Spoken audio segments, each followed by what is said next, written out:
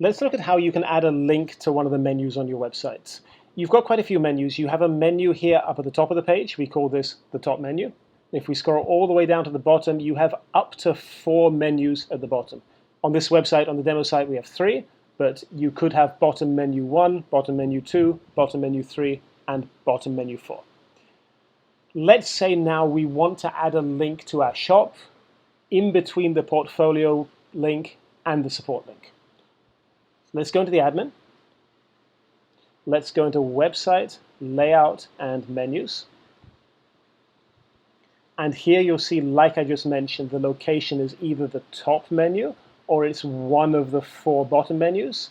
And within that, you'll see the position 1, which is the first link in the top menu, our features link. Position 2, the second link in the top menu, pricing.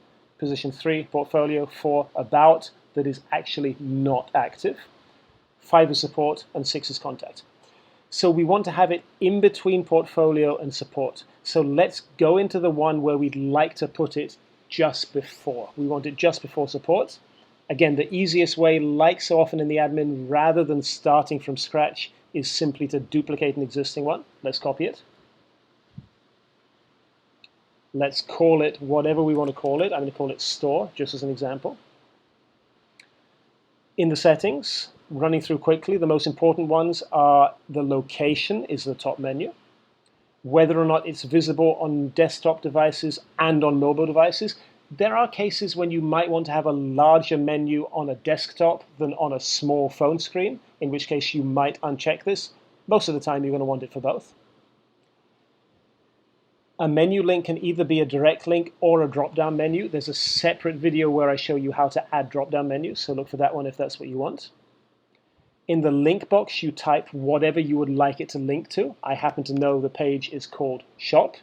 If you don't know it, if it's a page on your own website, go into Website, Pages, Pages, find the page and look in the link URL box there, and you can copy it. If you're linking to an external website, paste the full website link that will begin HTTP or HTTPS. Simply go on the website, copy the full link, and paste it in here.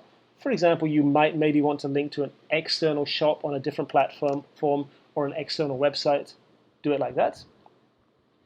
Here we see the position, but we don't need to worry about that because when we save it, it will automatically reorder the position. If you remember, we went into the one just before where we want to put this, so it will reorganize them based on that.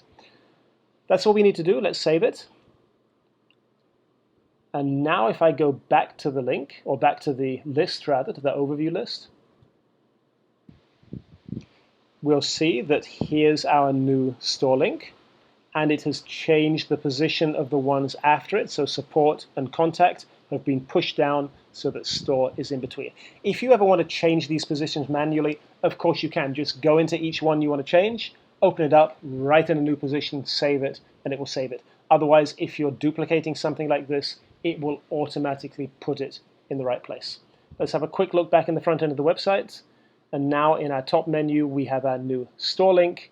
Clicking on it will take us to the shop page, and that's it for the link. In the same way, you can add links to any of the menus you want to.